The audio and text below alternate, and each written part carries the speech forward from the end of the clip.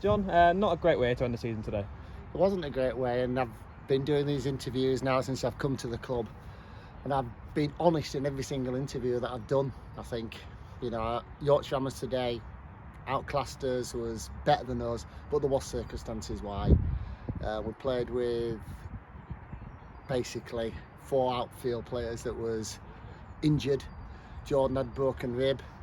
Tom got injured in the first minute. Mark Ferguson hamstring had gone at half time, and Kieran has pulled his thigh. So we just, I know it sounds as though it's excuse, but I've never done that before in an interview, and there was just different circumstances. And I don't want to take away Yorkshire Hammers' performance, because Yorkshire Hammers played very well, and even if these guys maybe were fit, we maybe wouldn't have got the game, but it was just one game too many for us. We didn't have any substitutes today for different reasons. A couple of guys have had to go away. Simons, which missed badly today, he was injured, and plus he's got COVID as well today. And our squad was absolutely depleted, and really the work got done when we played the 3 northeast sides and Frickley, and we came to do a job at the football club. They asked us, me and Andy, to do a job, and that was to make sure the club's playing in this league next year, and we've achieved it. But like you've said today, the performance was pretty poor, but there were circumstances why. Yeah, I think we have to say that thankfully it didn't come down to today, because it could have easily come down today. We could have been in that dogfight at the bottom come Saturday. It could have been, but I think the 3 games against the northeast sides, Hebburn, Stockton and Dunstan, were the crucial part for the season for me. We ended up winning all 3 of those games, and the guys put a tremendous shift to win those 3 games, and it left us in a safe position. Obviously you've been away for the past 3 games, but as you've already touched on, you must have been absolutely delighted to see the results from afar, like I said, against Dunstan and Frickley. Yeah, we mentioned it in the dressing room. Dunstan away, again playing on a pitch that weren't particularly clever. We had to dig in, and we got the result. And then playing against Frickley, where we went down to 10 men and getting a 2-0 result, which was great. And I think they played quite well against Ossett on the Monday, where we deserved something from it. But it was just, honestly, last night me and Andy were just scratching our heads of, we've got to fulfil the fixture, and we just had to try and get 11 players on the pitch.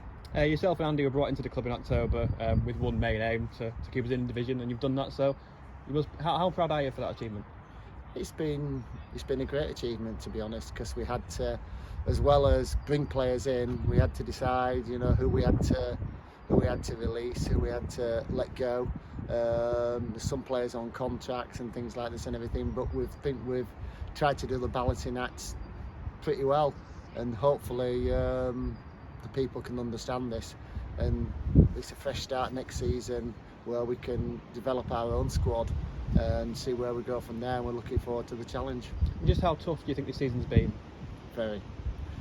I've managed at the conference, I've managed in the Conference North for about 10 seasons, but this has been one of the hardest challenges, to be fair, because when you've got to try and develop a side midway through the season, especially when you've got 5 points from 10 games, it's difficult. But the help I've had from Andy has been tremendous. Richard behind the scenes has done a great job, and the supporters have helped us, because we didn't really give them a lot to cheer about till the end of the season, but the end of the season is, we've sort of done well apart from today. I know it might be slightly early to ask you this, but has there been any discussions about next season with the board? Yeah, there's discussions, and me and Andy have got to sit down with them. We're going to sit down with them on Monday and see what the situation is, see what the board have got to say, and hopefully, we'll go from there. We've got to listen to what they've got to say, and they've got to listen to what we've got to say. But, I hope Tadcaster Albion's got a bright future. And I assume you want to stay in position? I've got to talk to them on Monday. But thank you anyway. Thank you. I'm not going to commit myself, but as soon as I do commit myself, or Andy commits himself, we'll let you know as soon as possible. But I just want to thank the support that we've had from Tadcaster Albion, because we came here to do a job, and we've done it.